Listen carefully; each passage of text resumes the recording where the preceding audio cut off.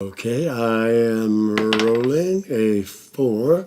1, 2, 3, 4. WTF pile again. All right, now, in the resource-based economy, people are cooperating and working together for the betterment of everyone. Isn't this just another name for communism? That's a reaction most people will have when they first hear about this system, and I don't know, maybe it is. We got to find out by taking a good look at it, looking at the facts, okay? $100 for each similarity, and we have 60 seconds. All right, well, first, does communism have a monetary system? Yes, indeed. As do all the systems out there, socialism, capitalism. Hey, let's look at the free market capitalist system, our system at the same time, okay? It has the monetary system. Resource-based economy does not have that. And the government, communism has one with leaders, rulers, politicians. We have those same things in our system. And in the resource economy, no leaders or rulers, no similarities there. Classes, all right, upper class, lower class, social stratification, you've got that in the communist system. And do we ever have that in our system? Growing wider, which is not good. In the resource economy, no, none of that. Okay, how about corruption, crime, the black market, these things that are inevitable in the monetary systems? Definitely in communism, got that, and capitalism. None of that in the resource-based economy. The motivation, for that kind of behavior is gone. How about the state telling you what to do? They control your life. In communism, yes. In our system, well, you're supposed to be free to live your life, and in the resource economy, definitely free to work for yourself. Nobody tells you what to do. Okay, we're out of time. How'd we do? Nothing. We can't get rid of any money, no similarities. Oh, wow. It's too bad we weren't comparing communism to our capitalist system. We'd have done all right. Lots of similarities there. And that social stratification, it's not a good thing, is it? And all the social problems that come along with it, with the financial disparity, the increasing crime rate, theft, murder, the prison population, stress on families, and divorce, and on. Yeah, so this is not the direction we want to be going, but this is where we're headed.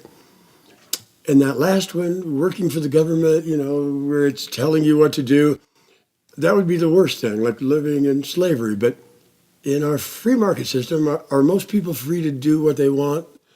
Some are, but a lot of people aren't. Lots of people are just working at jobs they don't like. So when you're punching in on the time clock, you're working for somebody else. You're doing what the boss tells you to do. The boss who's probably paying himself 100 times what he's paying you, because he's definitely paying you the least he can get away with. However, you can work for yourself, you can start your own company, but even then, are you working for yourself? Well, you're paying taxes, right? So for a third of the year, you're working for the state, you're working for the government. And there are other people who weasel their way in there, getting their share of your business, like insurance. You're paying for your offices or factories, and health insurance, workers' compensation, and there goes more of your income. Most of us have loans, and we're paying the interest on those. We're all in debt slavery. So most of us, in one way or another, are working for somebody else. But in the resource economy, well, this is a system where you're truly working for yourself. Nobody is going to tell you what to do. This system would encourage you to find out what you like to do, what you're interested in, and then do it. Work at that. Work at making things better for you and your family and the people around you. Your community, if you want. You don't have to work for anybody else. Yeah, and it's interesting to see how similar our system is to communism when you really look at it. And when you look at the resource economy, you see that would be the opposite of communism when you look at the facts. Here's another thing people might say, people who haven't really taken a good look at this and who just jump to conclusions. They'll say, it's a secret plot for the New World Order or one world government. Yeah, you'll see some videos on the internet from these geniuses with titles like the Zeitgeist Movement, Venus Project, exposed as New World Order, Illuminati.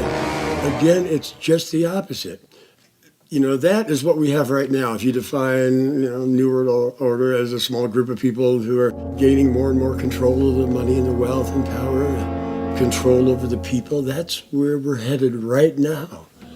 You can just take a look at these big multinational corporations swallowing everything in sight, and the biggest financial institutions doing the same thing. This is your one world government, or New World Order, if you want to call it that. They don't call it that. It's no secret conspiracy. You know what it is? It's just people doing what people do when they're put into this type of system. It's the inevitable result, the end game of this monopoly game. The resource economy, see, that would be the opposite of this again. No corporations or banks, no one telling you what to do, no one indebted to anyone else. So if you hear somebody making these claims or these comparisons, please set them straight. Tell them to look at the facts. Just the facts, ma'am, just the facts. Okay, I think it's your turn. You roll a 5, 1, 2, 3, 4, 5, and this is another contrast and compare. Thank you, Pastor. Okay, contrast and compare. This is something relating to cultural values. Use some form of artistic expression like a song or a poem to contrast the monetary system with the resource-based economy. Yeah, you wonder how the different values of a system would affect the recreational or romantic aspects of society. In a system that requires taking and fighting for advantage, how much does that permeate the culture? Competition in sports, for instance, would be healthier, would be more pure without that corrupting influence of money. Everything would, really. I hear kids saying these days, well, we're going to crush him, come on, we're going to kill him. Let's kill those guys. Competition, as we've seen with corporations and business, it can be extremely unhealthy. So, with sports, it would be like, hey, let's play our best and we'll hope to win, but we don't have to kill those guys. And like with a song, okay, for instance, let me grab my trusty guitar. Well, don't you ever walk out that door, 'cause you're what I'm living for. Yes, you're mine, you belong to me, and I'll find you if you ever leave. I know, it's kind of disturbing, isn't it, those things? Ode to a stalker. Yeah.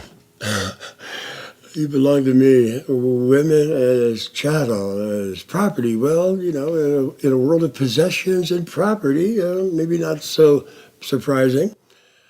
And, it says that kind of stuff in our good books, doesn't it? Woman is the man's property, but, hey, times change and we move into different eras and we let go of things that don't serve us anymore. So we can leave that behind. We have to actually be prepared to do that all the time because things are always changing and we can't hold on to things that don't make sense anymore. All right, so, in a resource world, it might be something like, well, I'm gonna miss you when you go for a while, probably, but if you must be on your way, I guess there's nothing more to say, because I got things to do today. I got a life here. Judges? Okay, that's sort of a half-hearted, okay, but good enough for you to get rid of $200 more. Yeah, I could have done better, I'm sure, but you get the idea. These cultural values affect our relationships. They lead to crimes of passion with the values of I, me, mine, you belong to me. Would there still be crimes of passion, jealousy, in the resource economy? Yeah, at first, but those things would fade away along with a lot of other unhealthy attitudes and practices that we have now. My turn, isn't it? I rolled a 6. 1, 2, 3, 4, 5, 6. WTF one more time. Could machines turn against us and take over the world? Oh, 5 seconds. No. No, that's a common knee-jerk reaction that many people have if they look at the system for, like 30 seconds. Matter of fact, I saw a comment on a video the other day that said, I stopped watching when I realized you want the world to be run by machines. Oh, that's crazy, isn't it? They should have said, I stopped thinking. Then they mentioned New World Order and Brave New World and all that stuff. Oh, man. As we've seen here, we'd be using computers, machines, technology to continually improve the methods of food and energy productions and all these other things that are relevant to people. And it would all be open source. All the information that's being evaluated would be right there for everyone to see. Hopefully contribute some ideas themselves.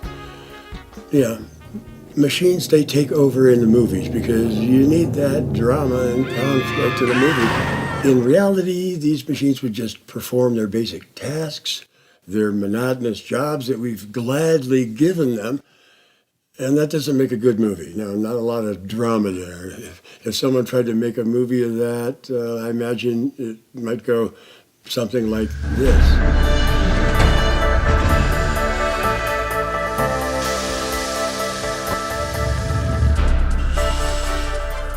It started out a day like any other. All the machines humming along, product moving down the line like there was no tomorrow. And maybe there wouldn't be, because this was a day that could change the fate of the world. Pat was over there with the chocolates, a real class act, long and lanky, built for speed. We all thought Pat was the sweetest thing we'd ever seen. Maybe that's because she was handling chocolate all day long. I don't know. My name's Chris. That's me on the left, along with my partner Dale. We were into crackers. We could line those things up all day long. It was our job. We were good at it, and we liked it. Suddenly, I could feel something was wrong. I could tell by the music. Dale, look over there. Dale had seen it too. No. The chocolates were on the move, but there was a troublemaker on the belt. Oh, it was way out of line. How did it get out there? Would Pat be able to handle it? Everybody was watching now. The moment of truth was about to arrive.